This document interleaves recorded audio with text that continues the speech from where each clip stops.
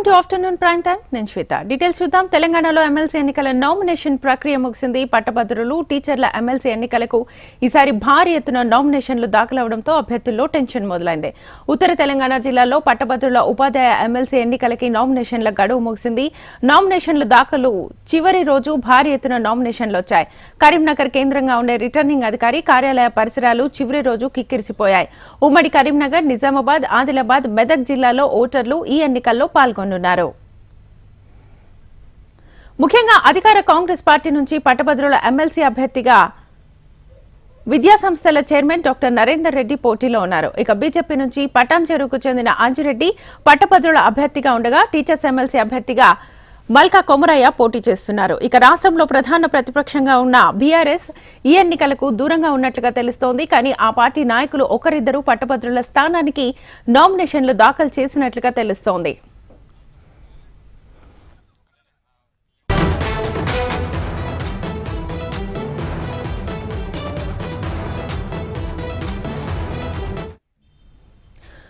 రాజకీయ నాయకుల పరిస్థితే ఇలా ఉంటే ఈ ఎన్నికల్లో ప్రభుత్వ ఉద్యోగాలకి రాజీనామా చేసి పోటీ చేస్తున్న అభ్యర్థులు ఆసక్తిగా నిలిచారు. ప్రొఫెసర్గా ఉన్న ప్రసన్న హరికృష్ణ అనే అభ్యర్థి పట్టభద్రుల ఎమ్మెల్సీ స్థానానికి పోటీ చేస్తున్నారు. బీసీ సామాజిక వర్గానికి చెందిన వ్యక్తి కావడం, రాజీనామా చేసి పోటీకి దిగడం స్థానికంగా చర్చకు దారితీసింది. ఇక నిజామాబాద్ జిల్లాలో డీఎస్పీగా పనిచేస్తున్న గంగాధర్ అనే అధికారి సైతం ఉద్యోగానికి రాజీనామా చేసి పట్టభద్రుల ఎమ్మెల్సీ స్థానానికి నామినేషన్ వేశారు. తెలంగాణ ఉద్యమంలో జై తెలంగాణ అని నినాదాలు చేసి ఉద్యోగం కోల్పోయిన పోలీస్ కానిస్టేబుల్ శ్రీనివాస్ సైతం నామినేషన్ను దాఖలు చేశారు. భార్య బాధితుల సంఘం అధ్యక్షుడు బండి శ్రీనివాస్, పలువురు జర్నలిస్టులు సైతం గ్రాడ్యుయేట్ ఎమ్మెల్సీ ఎన్నికల్లో పోటీ చేసేందుకు ఆసక్తిని కనబరిచారు. టీచర్స్ ఎమ్మెల్సీ స్థానానికి సైతం పలువురు ఉద్యోగులు నామినేషన్లు వేశారు. ఇలా ఈ ఎమ్మెల్సీ ఎన్నికలు ఎప్పుడూ లేని విధంగా ఆసక్తిని పెంచాయి. పట్టభద్రుల స్థానాలకు 100 నామినేషన్లు నమోదు కాగా టీచర్ ఎమ్మెల్సీ 17 నామినేషన్లు దాఖలయ్యాయి. మరి ఎవరి ఫైనల్ కంటెస్టెంట్స్ గా బరిలో ఉంటారో, ఎవరు గెలుస్తారో వేచి చూడాలి. ఇదే అంశానికి సంబంధించి ఫుల్ డీటెయిల్స్ మా ప్రతినిధి గోపాలకృష్ణను అడిగి తెలుసుకుందాం. గోపాలకృష్ణ, ఎమ్మెల్సీ ఎన్నికలకు సంబంధించి ఉత్కంఠగా కొనసాగుతుందని చెప్పుకోవచ్చు. ఎందుకంటే నామినేషన్ల ప్రక్రియలోనూ ఆ ఉత్కంఠ కనబడింది. అభ్యర్థులు పోటాపోటీగా నామినేషన్లు వేశారని చెప్పొచ్చు. దాదాపుగా 100 నామినేషన్లు పట్టభద్రుల స్థానానికి నమోదయ్యాయి. ఇటు టీచర్ల ఎమ్మెల్సీ స్థానానికి కూడా అదే పరిస్థితి కనబడుతూ ఉంది. బీజేపీ టీచర్స్ ఎమ్మెల్సీ అభ్యర్థులు ఈ టీచర్లతో పోటీ పడబోతున్నారని చెప్పుకోవచ్చు. సిట్టింగ్ గా ఉన్నటువంటి అభ్యర్థి సైతం రఘువీర్ సైతం మరొకసారి నామినేషన్ వేశారు. మరోవైపు పట్టభద్రుల ఎమ్మెల్సీ స్థానానికి ఈసారి భారీ ఎత్తున పోటీ కనబడతా ఉంది. కాంగ్రెస్ అభ్యర్థి నరేందర్ రెడ్డి, ఇటు బీజేపీ అభ్యర్థి అంజిరెడ్డి ఇలా పోటాపోటీగా పోటీ పడుతున్నటువంటి సందర్భం కనబడుతుంది. మరోవైపు ఇండిపెండెంట్ గా ఉన్నటువంటి అభ్యర్థులు ఈసారి పోటీలో ఉన్నారని చెప్పుకోవచ్చు. గట్టి పోటీని ఇస్తున్నారు అని చెప్పుకోవచ్చు.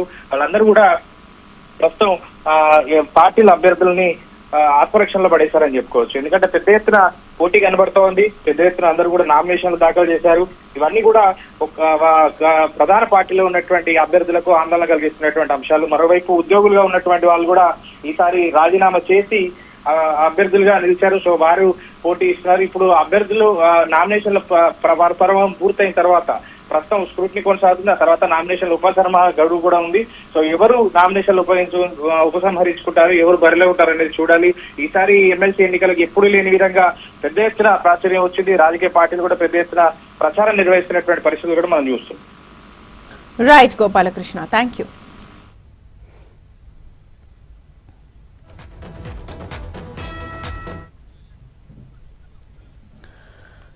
అలలపై అందాల నౌక ప్రయాణం, విలాసవంతంగా సముద్రయానం ఇప్పుడు విశాఖలో పర్యాటకులకు అందుబాటులోకి రానుంది. క్రూజ్ పర్యటనపై రాష్ట్ర ప్రభుత్వం సిగ్నల్ ఇచ్చింది. పర్యాటక శాఖ క్రూజ్ షిప్స్ ని నడిపేందుకు సిద్ధమవుతోంది. మరి విశాఖ సాగర తీరంలో సందడి చేయబోతున్న క్రూజ్ విశేషాలేంటి ఇప్పుడు చూద్దాం. నీలి సముద్రం విశాఖ సొంతం. మరి ఆ అందమైన అలల మధ్యన ఒక సముద్ర విహారం చేస్తే ఎలా ఉంటుంది? సూపర్గా ఉంటుంది అంటున్నారు ఇక్కడికి వచ్చే పర్యాటకులు. మరి అలాంటి పర్యాటకుల అభిరుచికి తగినట్లుగా మరి ఏపీ ప్రభుత్వం కూడా విశాఖపట్నం కేంద్రంగా మినీ క్రూయిజ్ టూరిజంని డెవలప్ చేయబోతుంది. ఈ మినీ క్రూయిజ్ టూరిజంని కాకినాడ నుంచి భీమిలి వరకు ఈ సముద్ర విహారం పెడితే గనక మంచి టూరిజం అభివృద్ధితో పాటు ఇక్కడికి వచ్చే పర్యాటకులకి కొత్త అనుభూతుల్ని ఇచ్చే అవకాశం ఉంటుందని కొత్త ప్రాజెక్టులకి శ్రీకారం చుట్టబోతుంది. మరి ఈ మినీ క్రూయిజ్ టూరిస్ట్ ప్లాన్స్ ఏంటి, ఇక్కడికి వచ్చే పర్యాటకులకి ఏపీ ప్రభుత్వం ఇవ్వబోతున్న ఫెసిలిటీస్ ఏంటి? Let's watch. ఆంధ్రప్రదేశ్లోని పర్యాటకుల అభిరుచి మేరకు క్రూజ్ పర్యాటకంపై ప్రభుత్వం ఫోకస్ చేస్తోంది. విశాఖ నుంచి విలాసవంతమైన లగ్జరీ యాచ్లు నడిపేందుకు వీలుగా ఏపీ పర్యాటక అభివృద్ధి సంస్థతో డాల్ఫిన్ ఓషన్ క్రూజ్ సంస్థ ఎంఓయూ చేసుకుంది. విశాఖ నుంచి 3 గంటల పాటు ఈ నౌక విహారం ఉండేలా నిర్ణయించారు. కాకినాడ నుంచి భీమిలి వరకు క్రూజ్లు చేయబోతున్నారు. ఈ నౌక విహారంలో నైట్ ప్యాకేజీలు కూడా పెట్టనున్నారు. 15 నాటికల్ మైళ్ల దూరంలో అంతర్జాతీయ సరిహద్దు నిబంధనల మేరకు క్రూజ్ ని నడపనున్నారు. వైజాగ్ నుంచి క్రూజ్ ని మనం తప్పనిసరిగా ప్రారంభిస్తాం. దీని ద్వారా ఇప్పటికే వేరే ప్రాంతాలకు వెళ్ళిపోవడం వల్ల మన ఆదాయం పోతుంది. క్రూజ్ ప్రారంభించడం వల్ల వైజాగ్, పాండిచేరి, చెన్నై వీటిలన్నింటినీ కలిపి ఈ క్రూజ్ ని పర్యాటకులకి ఆనందాన్ని కలిగించే విధంగా, మాకు ఆదాయాన్ని కలిగించే విధంగా చేస్తాం. క్రూజ్ పర్యాటకంలో భాగంగా మొదట మినీ క్రూజులు నడుపుతారు. 50 మందికి సరిపడే విధంగా సౌకర్యాలు ఏర్పాటు చేస్తారు. పడక గదులు, ఫుడ్ కోర్టులు, గేమ్ జోన్, మీటింగ్ హాల్స్ పెడతారు. విశాఖలో ఇప్పటికే క్రూజ్ టెర్మినల్ ని కూడా నిర్మించారు.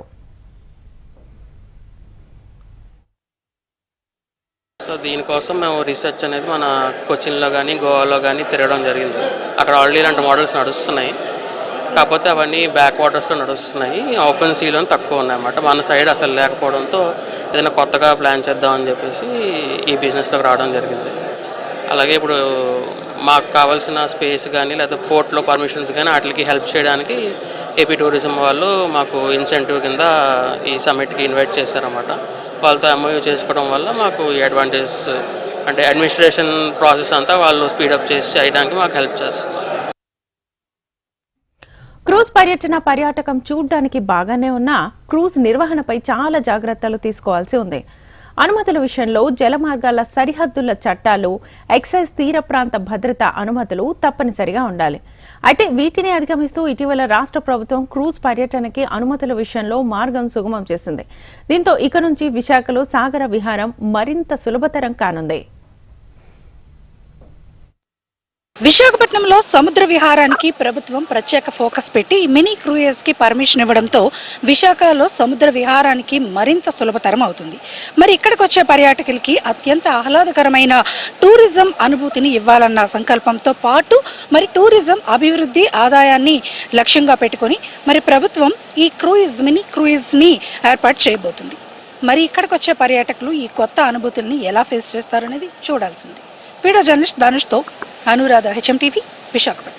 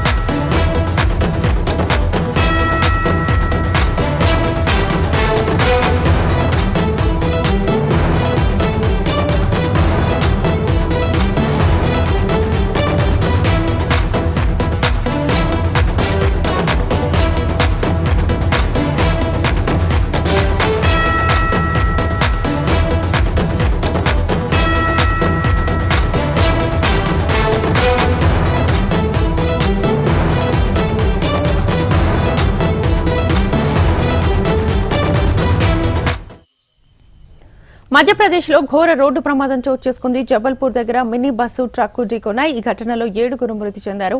పలువురికి తీవ్ర గాయాలు కాగా వారిని స్థానిక ఆసుపత్రికి తరలించి చికిత్స అందిస్తున్నారు.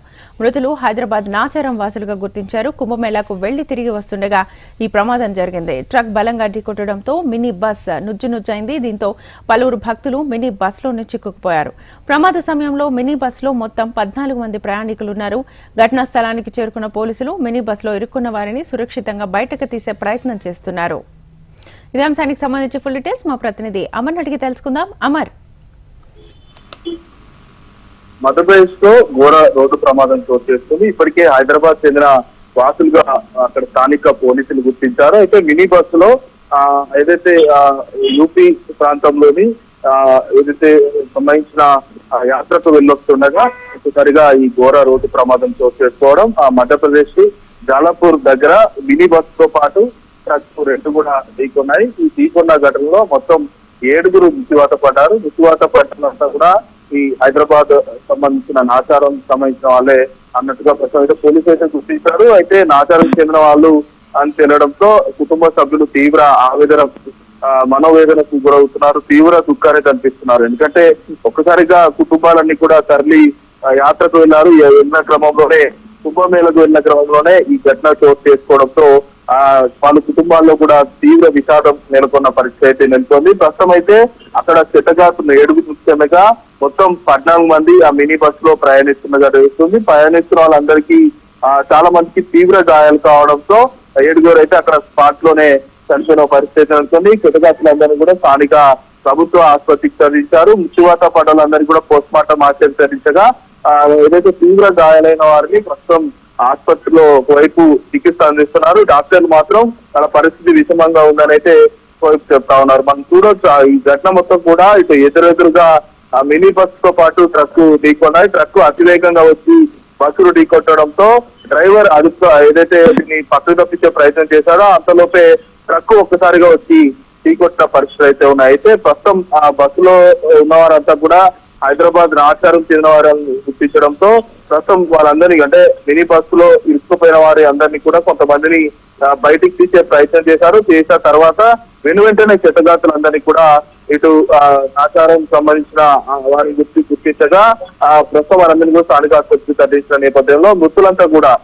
ఏదైతే కార్తికేయ నగర్ కి చెందిన వారిగా ప్రస్తుతం గుర్తించిన నేపథ్యంలో నాచారం నుండి మినీ బస్ మాట్లాడుకొని కుంభమేళకు వీళ్ళంతా కూడా ప్రయాణం సాగారు. AP29 W1525 మినీ బస్సు ప్రస్తుతం అయితే గుర్తించిన నేపథ్యంలో ఈ నెంబర్ ద్వారా నాచారం పోలీసులకు మధ్యప్రదేశ్ పోలీసులు అయితే సమాచారం అయితే అందించారు. రాంగ్ రూట్ లో వచ్చిన మినీ బస్సు ఒకసారిగా వెంటనే అంటే ఎదురుగా వచ్చిన ట్రక్ మొత్తం కూడా ఢీకొట్టిన పరిస్థితుల నేపథ్యంలో మొత్తం సిమెంట్ తో ఆ ట్రక్ వెళ్తా ఉంది. వెళ్తున్న క్రమంలో ఇటు మృత్యువాత పడిన వారిలో నవీన్, బాలకృష్ణ, సంతోష్, యశ్వంత్, రవితో పాటు ఆనంద్ గా స్థానిక మధ్యప్రదేశ్ పోలీసు అయితే గుర్తించారు. మృతులంతా కూడా నాచారంలోని కార్తికేయ నగర్ తో పాటు రాజేంద్ర నగర్ రెండు పక్క పక్కనే ఆనుకొని ఉంటాయి. ఈ నగర్ కి చెందిన వారిగా ప్రస్తుతం అయితే గుర్తించారు. ఈ 7 కాకుండా మిగతా 7 మంది కూడా తీవ్ర అస్వస్థకులు. వీరు కూడా ఈ కాలనీ వారిగా చెందిన వారిగా ప్రస్తుతం అయితే గుర్తించిన నేపథ్యం అయితే ఉంది. ఒక్కసారిగా చాలా కుటుంబాలు అంటే 14 మంది వెళ్ళడం, మొత్తం ఒకే కాలనీ దగ్గర ఉండడం, ఈ కుటుంబాల్లో ఒక్కసారిగా విషాద ఛాయలు ఉంటున్నాయి. తీవ్ర మనోవేదనకు ఎందుకంటే ఒక్కసారిగా కుంభమేళకు వెళ్ళి వాట పడడాన్ని తీవ్రంగా జీవించుకోలేకపోతున్నారని చెప్పుకోవచ్చు. ప్రస్తుతానికి అయితే 7 సమాచారాన్ని మొత్తం కూడా నాచారం పోలీసులకు మధ్యప్రదేశ్ పోలీసులు కూడా ఇంటిమేషన్ ఇచ్చినట్టుగా తెలుస్తుంది. మొత్తానికి ఓవరాల్ గా చూస్తుంటే ఈ ఘటన మొత్తం కూడా ట్రక్ ఢీకొనడం, ఆ తర్వాత వెంటనే స్పాట్ లోనే 7 అయితే మృతి చెందారు. 7 కూడా మరో 7కి ఇందులో కొంతమందికి కృష్ణ గాయాలు కాగా వాళ్ళ పరిస్థితి విషమంగా ఉందని చెప్తున్నారు. మరికొంది మంది కూడా చికిత్స అందిస్తున్న పరిస్థితి అయితే నెలకొంది. ప్రస్తుతానికి ఈ ఘటన మొత్తానికి చూస్తుంటే పోలీసుల వైపు ఇంటిమేషన్ చేయడం, స్థానికుల బంధువులంతా కూడా రోధిస్తున్న పరిస్థితి అయితే నెలకొంది. అమర్, అయితే ప్రస్తుతం రాంగ్ రూట్ లో వచ్చినటువంటి ట్రక్ డ్రైవర్ ని అదుపులోకి తీసుకున్నారా? అతని పరిస్థితి ఎలా ఉంది? ఏం చెప్తున్నారు అసలు పోలీసులు? సిమెంట్ రోడ్ తో వెళ్తున్నటువంటి ఈ ట్రక్ మొత్తం ఒక్కసారిగా ఎదురుగా వస్తున్నటువంటి మినీ బస్సును ఢీకొట్టింది. ఈ ఘటనలో లారీ ఏదైతే ట్రక్ డ్రైవర్ ఎవరైతే ఉంటారో ఆ ట్రక్ డ్రైవర్ ని వెంటనే స్థానికులు పట్టుకొని పోలీసులకు కూడా అప్పచెప్పిన పరిస్థితి నెలకొంది. ఐడియా మొత్తం కూడా అంటే యూపీకి వెళ్లే రహదారి కావడంతో ఎక్కువగా కుంభమేళకు వెళ్లే భక్తులు కూడా ఎక్కువగా వస్తూ ఉంటారు కాబట్టి వెంటనే ఈ ప్రమాదం జరగగానే డ్రైవర్ ని పారిపోకుండా స్థానికులు అయితే పట్టుకొని అయితే పోలీసులకు అప్పచెప్పిన పరిస్థితి అయితే నెలకొంది. మొత్తం మీద అంటే ఒక్కసారిగా రాంగ్ రూట్ లో రావడం వల్లనే ఎదురుగా వస్తున్నటువంటి ట్రక్ ఒక్కసారిగా ఢీకొట్టిన పరిస్థితులు అయితే ఉన్నాయి. ఈ ప్రమాదం పట్ల ఇప్పటికే స్థానికులు అంటే నాచారం చెందిన వాళ్ళు అలా కుటుంబ సభ్యులకు ఇంటిమేషన్ ఇవ్వడంతో వాళ్ళంతా కూడా తీవ్ర ఆవేదనకు మనోవేదనకు లోనవుతున్నారు. తీవ్ర దుఃఖాన్ని కల్పిస్తున్నటువంటి పరిస్థితులు అయితే ఉన్నాయి. ఈ ప్రమాద ఘటనకు సంబంధించి ప్రస్తుతానికి అయితే 7 మృతి చెందారు. ఇంకో అంటే ఇందులో మరో 7 పరిస్థితి విషమంగా ఉందని అయితే ప్రస్తుతం స్థానికంగా మధ్యప్రదేశ్ పోలీసులు అయితే చెప్తా ఉన్నారు. వాళ్ళకి వైద్య చికిత్స అందిస్తున్నాం, కొంతమంది పరిస్థితి విషమంగా ఉందని ఒకవైపు వైద్యులు అయితే చెప్తా ఉన్నారు. మరి ఇంకెంతమంది ఈ ప్రమాద ఘటనకు సంబంధించి అందులో ఇరుక్కుపోయిన వాళ్ళందరినీ కూడా బయటికి తీసి ఆసుపత్రికి అయితే తరలించారు. కాబట్టి అందులో ఎక్కువగా గాయపడిన వాళ్ళు మా పరిస్థితి విషమంగా ఉంది కాబట్టి మృత సంఖ్య పెరిగే అవకాశం అయితే మనకు స్పష్టంగా అవపడుతున్నాయి. Right Amar, thank you. Welcome back. Congress అగ్రనేత రాహుల్ గాంధీ ఇవాళ హన్మకొండకు రానున్నారు. ఢిల్లీ నుంచి హైదరాబాద్కు రానున్న రాహుల్ గాంధీ అక్కడి నుంచి హెలికాప్టర్లో హన్మకొండకు చేరుకోనున్నారు. అక్కడ పార్టీ శ్రేణులతో రాహుల్ సమావేశం కానున్నారు. ఆ తర్వాత రాత్రి 7:30 గంటలకు వరంగల్ రైల్వే స్టేషన్కు చేరుకుని తమిళనాడు ఎక్స్ప్రెస్లో చెన్నైకి బయలుదేరి వెళ్లనున్నారు. రాహుల్ ఆకస్మిక పర్యటన నేపథ్యంలో అప్రమత్తమైన పోలీసులు భద్రతా ఏర్పాట్లలో నిమగ్నమయ్యారు. రాహుల్ పర్యటనపై మరింత సమాచారాన్ని మా ప్రతినిధి అనిల్ అందిస్తారు.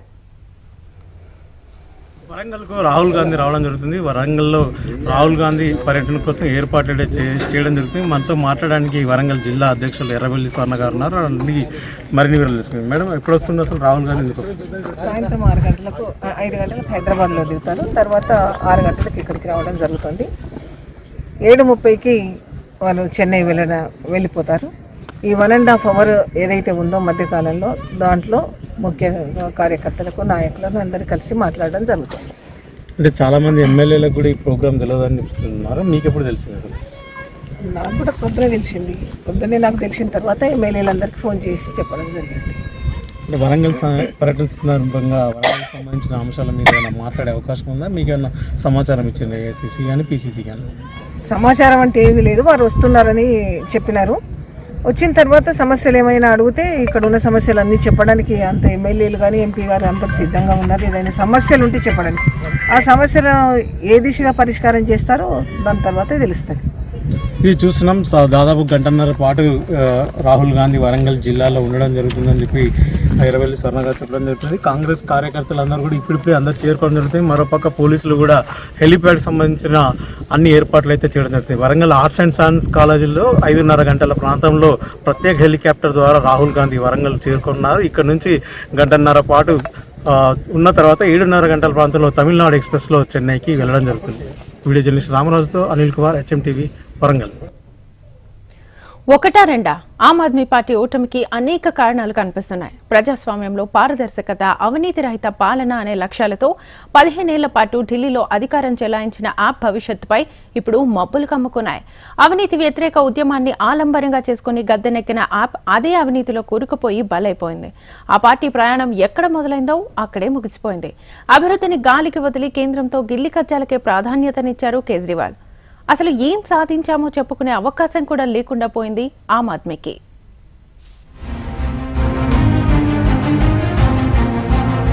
వరుసగా 4వసారి అధికారం చేపట్టాలని కన్న కలలుగానే మిగిలిపోయాయి. ఢిల్లీ అసెంబ్లీ ఎన్నికల్లో ఆమ్ ఆద్మీ పార్టీ హ్యాట్రిక్ కొట్టలేక చతికిలబడింది. దేశంలో ఎక్కడా లేని విధంగా ఢిల్లీలో సంక్షేమ పథకాలు గొప్పగా అమలు చేశామని చెప్పుకున్నప్పటికీ ఓటర్లు కనికరించలేదు. అవినీతి వ్యతిరేక ఉద్యమం నుంచి పుట్టుకొచ్చిన పార్టీ స్వయంగా అవినీతిలో కూరుకుపోవటాన్ని ఢిల్లీ ఓటర్లు జీర్ణించుకోలేకపోయారు. ఢిల్లీ అసెంబ్లీ ఎన్నికల్లో మొత్తం 70 స్థానాల్లో బీజేపీ 48 స్థానాల్ని గెలుచుకోగా ఆప్ 22 స్థానాలతో సరిపెట్టుకోవాల్సి వచ్చింది.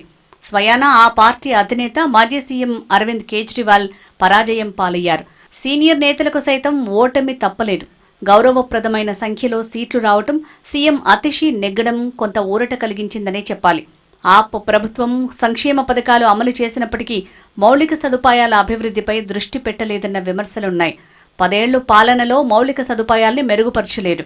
10 ఏళ్లుగా అధికారంలో కొనసాగుతున్న ఆప్పై సహజంగానే కొంత ప్రజా వ్యతిరేకత ఏర్పడింది. జనం మార్పును కోరుకున్నారు. అవినీతి ఆరోపణలు చుట్టుముట్టడం, అభివృద్ధి లేకపోవడం కేజ్రీవాల్ విశ్వసనీయతను దిగజార్చాయి. ఆప్ ఓటమికి స్వయంకృత అపరాధమే కారణమన్న వాదన వినిపిస్తోంది. ఓటమికి దారితీసిన కారణాలు ఏంటన్న దానిపై ఆ పార్టీలో అంతర్మథనం సాగుతోంది.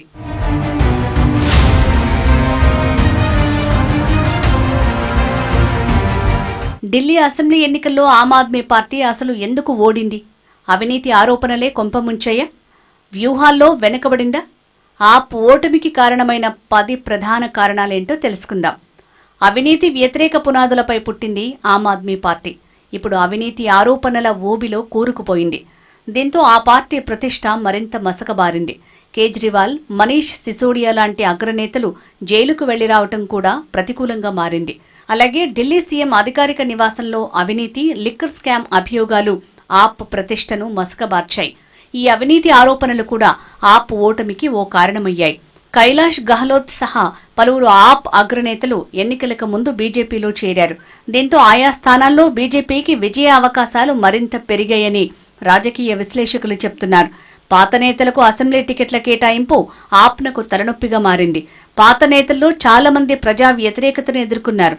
అలాంటి స్థానాల్లో బీజేపీకి అనుకూలంగా మారింది. కొంతమంది కీలక నేతలకు కేజ్రీవాల్ అసెంబ్లీ స్థానాలను మార్చారు. దీనివల్ల ఆయా అసెంబ్లీ స్థానాల్లో పార్టీ క్యాడర్ కొంత అయోమయానికి గురైంది.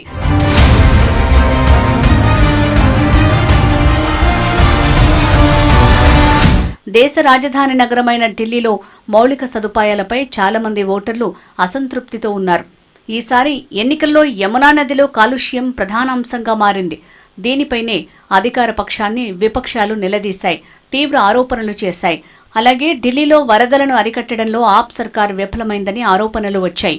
ఇవన్నీ ఆప్ విజయ అవకాశాలను తీవ్రంగా దెబ్బతీశాయనే వాదనలు వినిపిస్తున్నాయి. ఢిల్లీలో ఉచితాలు తప్ప అభివృద్ధి శూన్యమని విపక్షాలు ఆరోపించాయి. అందుకే నరేంద్ర మోడీ హయాంలోని డబుల్ ఇంజిన్ సర్కార్కే ఓటేయాలని బీజేపీ పిలుపునిచ్చింది. ఈ నినాదాన్ని విశ్వసించిన ప్రజలు బీజేపీ వైపు మొగ్గు చూపినట్లు తెలుస్తోంది. కేజ్రీవాల్ ఢిల్లీ మోడల్తో ఓటర్లను ఆకర్షించినప్పటికీ అది ఆశించిన మేర ఫలితాలను ఇవ్వలేదని అర్థమవుతోంది. ఢిల్లీలోని అన్ని ప్రాంతాలకు పైపుల ద్వారా నీటి కనెక్షన్లు ఇస్తామని గతంలో ఆప్ హామీ ఇచ్చింది. కానీ ఆ హామీని ఇప్పటి వరకు ఆప్ నెరవేర్చలేదనే వాదనలు వినిపించాయి. దీంతో ప్రజలు ఆప్ని కాదని బీజేపీకి జై కొట్టినట్లు రాజకీయ విశ్లేషకులు చెబుతున్నారు. 2020 మేనిఫెస్టోలో ఢిల్లీలో కాలుష్యాన్ని 60% తగ్గిస్తామని ఆప్ వాగ్దానం చేసింది. ఈ హామీని అమలు చేయటంలో ఆప్ విఫలమైందనే ఆరోపణలు ఉన్నాయి. ఇది కూడా ఆప్ను దెబ్బకొట్టిందనే వాదనలు వినిపిస్తున్నాయి.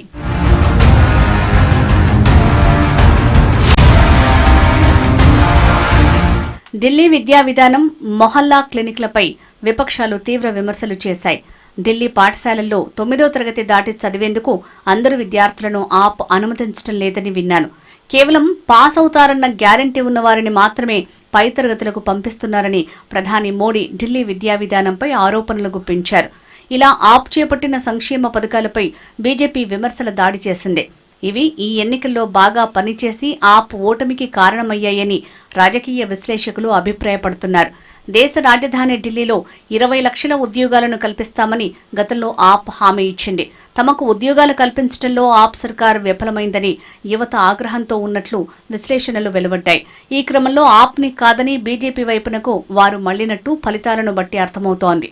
ఢిల్లీకి పూర్తి రాష్ట్ర హోదా తీసుకొస్తానని గతంలో కేజ్రీవాల్ ప్రకటించారు. ఈ హామీని సాధించడంలో కేజ్రీవాల్ విఫలమయ్యారనే వాదనలు ఉన్నాయి. ఈ హామీ కూడా ఆప్ని దెబ్బకొట్టిందని తెలుస్తోంది.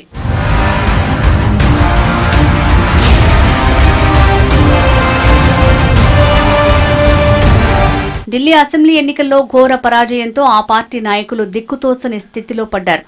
ఎన్నికల ఫలితాలు వెలువడిన అనంతరం అరవింద్ కేజ్రీవాల్ తన నివాసంలో పార్టీ నేతలతో సమావేశమయ్యారు.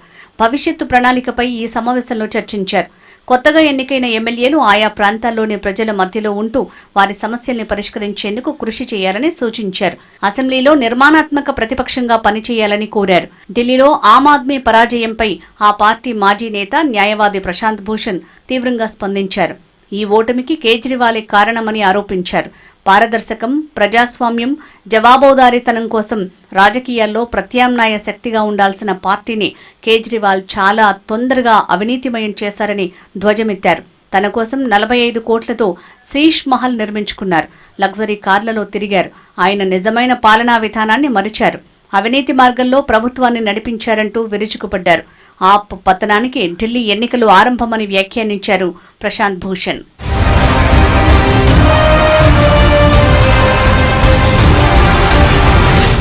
ఢిల్లీ అసెంబ్లీ ఎన్నికల్లో ఆప్ ఓటమితో పంజాబ్లోని ఆ పార్టీ ప్రభుత్వంలో వణుకు మొదలైంది.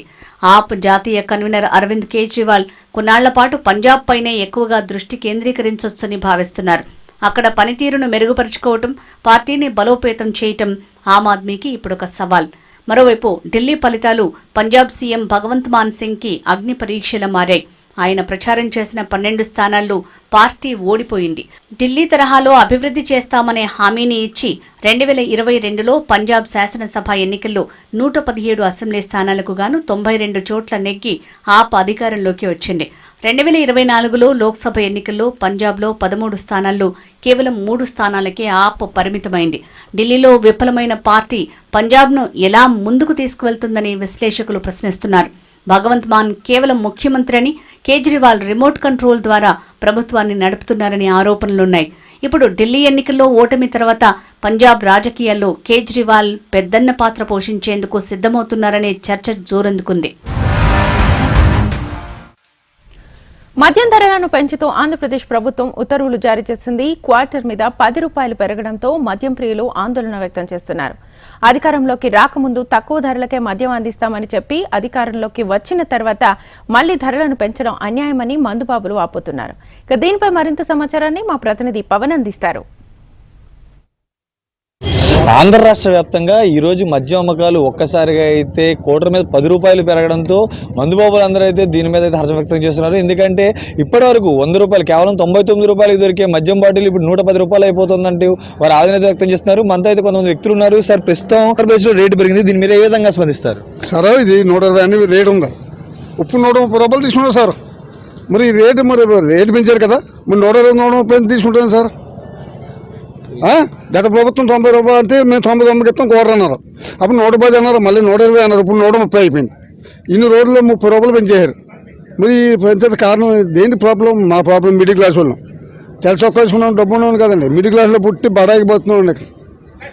దీనివల్ల ప్రభుత్వం ఏం చర్య తీసుకుంటుందో లేదో కనుక్కోండి. సో అదేవిధంగా ఏ విధంగా ఉంటుంది? గత మద్యం బాగుంటుంది, నాణ్యమైన మద్యమే తక్కువ ధరకి ఇస్తున్నాం ఉంటారు. దాని రెండు ఒకేలా తాగేవాడు ఎక్కువ తాగితే ఏదన్నా ఒకటే అండి. మనం సమానంగా తాగింది ఏముందన్న ఒకటే. మనం ఎక్కువ తాగేస్తాం అనుకోండి, ఏముండని చెడ్డ. గత ప్రభుత్వం తగ్గించి అమ్మారు, మేము గతం తాగాం. ఇప్పుడు మనం తగ్గించే అన్నారు, ఫస్ట్లో తగ్గించారు, సంతోషంగా ఉన్నాం. ఇప్పుడు వెంటనే పెంచేస్తున్నాం. మాకు ఏంటండి మా బతుకులు ఏంటి? మా మిడిల్ క్లాస్ బతుకులు ఏం కావాలి?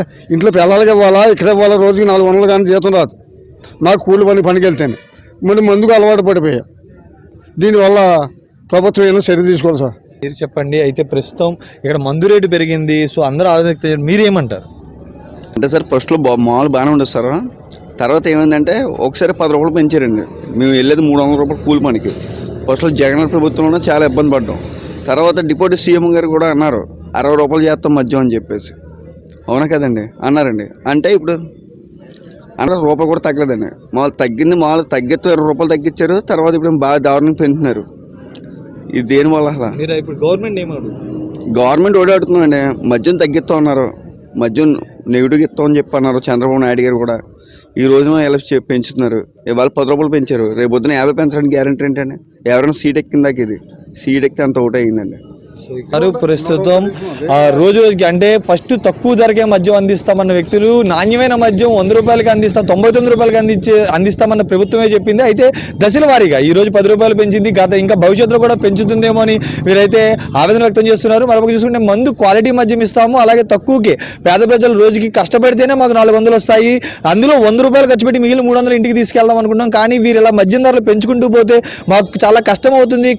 ఖచ్చితంగా అయితే మేము చేసే పనికి సాయంత్రం అయ్యేప్పటికీ మందు పడితే కానీ మేము ఇంటికి వెళ్ళే పరిస్థితి లేదు అంటూ మాకు ఈ రేట్లు పెంచడం వల్ల చాలా ఇబ్బందికరంగా ఉంది. ప్రభుత్వం వెంటనే దీని మీద స్పందించాలని చెప్పి అయితే మద్యం ప్రియులు కోరుకున్నారు. ఇది ఇక్కడ ప్రస్తుత పరిస్థితి. కెమెరామెన్ సురేష్తో పవన్, HM-TV, ఉమ్మడి పశ్చిమ గోదావరి జిల్లా నుండి. ఇవి ఇప్పటివరకు అప్డేట్స్. Keep watching HM-TV. వార్త ఆగదు, నిజం తాగదు.